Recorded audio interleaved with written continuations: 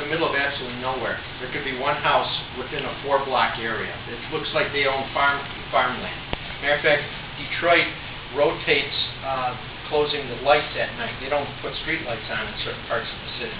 So in those areas, this will be a way to clear out that area. There won't be anything. They're going to basically ask those people to leave their homes, relocate them into a neighborhood where they'll actually be, and then tear those single houses down so that they'll be, again, I hate to say it, but it's going to be more farmland.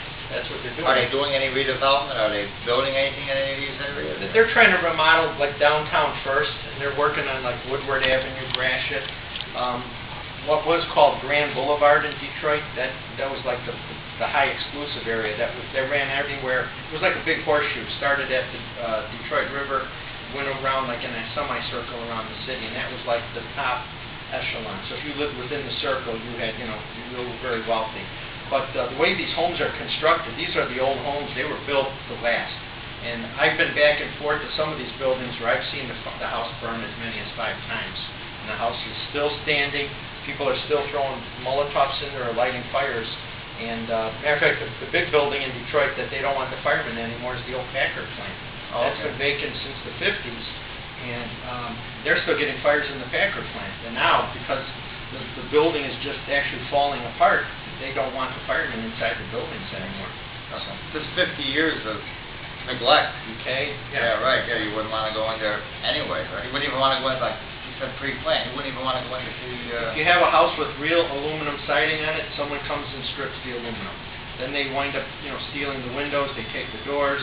They take whatever they can out of the house, and the house virtually has nothing. I mean, there's certain houses where people took the wooden floor out of the house, and it's, the firemen walk in and there's no floor. Yeah, the guys are falling into the basement.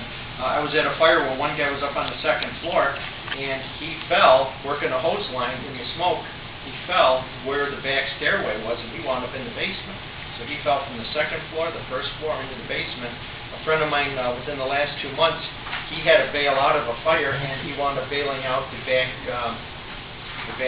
door. He backed out to where the porch should have been, and the porch wasn't there. The porch was gone, and he fell into where the porch was. So he had a 2-story drop. Wow.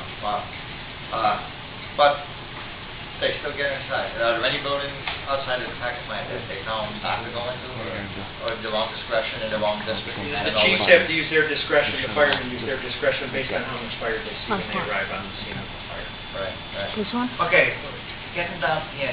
Let's know, our viewers, I know a lot of the firehouses in Waterbury and firemen in other towns that watch.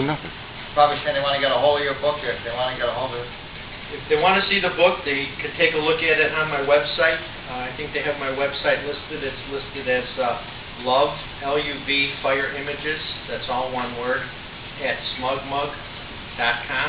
You can click on the top of the web page. It gives you a preview to the book. You can see the book, and then if you're interested in the book, you can order the book from there. Otherwise, if you scroll down through the web page, you can see there's a section called Detroit Fires, and they could look at the fires in Detroit. They can see what some of those fires look like. Some of the fires I did put in narrative, some I did not. But it basically explains what's happening. Okay, the name of the book? The name of the book is called Every Night is Devil's Night in Detroit.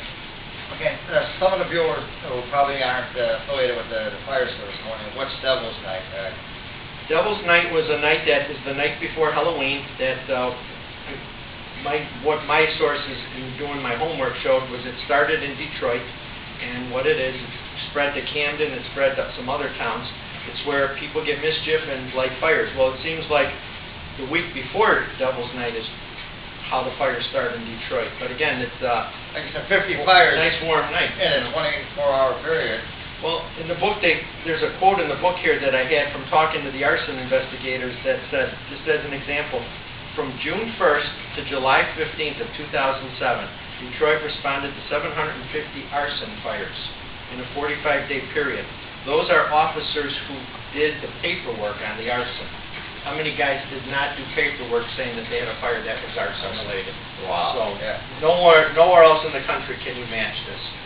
Price of gasoline is cheap in Detroit, so apparently that's the liquid of choice for the people. Because when you go to some of these fires, you can smell. I mean, the gasoline is so rich, you can smell it. Right? Do they ever catch any of the arson? Very few are caught, from what I've been told by the guys. And then they have an arson squad that tries to go around looking for it. But it's not uncommon to be at one fire, and you look down the block and there's another fire going, and you look down the block, there's another fire going down there. So that's Devil's Night. You know, it's every night in Detroit. So. Yeah, that's perfect. Okay, I'm sure a lot of brothers out there will want to get a hold of it. Dave, take a look. 7:28. It's over already, and we just begun. Thank you very much for coming. This was your third appearance on. We did something a little different this time. Oh, okay. Okay, we still have an extra minute. Okay. Sorry. Oh, okay. Hey, Kyle, you did a great job. Anybody? I hope everybody watched her Girl Talk. We showed her dancing at Holy Cross the other night in her variety show. But so you don't get them like that in Chicago, huh? No, we don't. No, we don't. Anytime you do have something in Chicago, you try to get in there. I try to get out there and get something if I can, but you know they're far and few between. Wow. Detroit and Chicago are probably the two only major cities in the country I haven't ridden in. You keep on saying we'll take care of you. I'm sure. Kathy, next time you want me to go get a loaf of bread, bread and milk is cheaper in Detroit than Chicago. Probably is. I know. Okay. Well, if it takes me a day or two to get back, or a week or two, you'll know why. Okay, thanks everybody, and next week, hopefully we'll all be back and having another exciting show. Thanks for watching, and we'll see you again next week. Yeah, that went by real good. Real good. Yeah, I had to say, tell people how to get it, because now, all of a sudden you're looking and the time is going, it's like... Is this going right? Yeah, this case right. That's yours, so take that. I can keep it? Oh, yeah, that's for you. Oh, okay. Oh, thank you. That was my first of 3 I made. Oh, the guys want more. I've been, just haven't had the time to do it, so. Okay. Okay, hey, Nate, Tom. Yeah. Nate made a DVD too of this, right? Yeah. Okay, so we'll give that to Dave if you have a DVD of this show. Okay, thank you. Okay?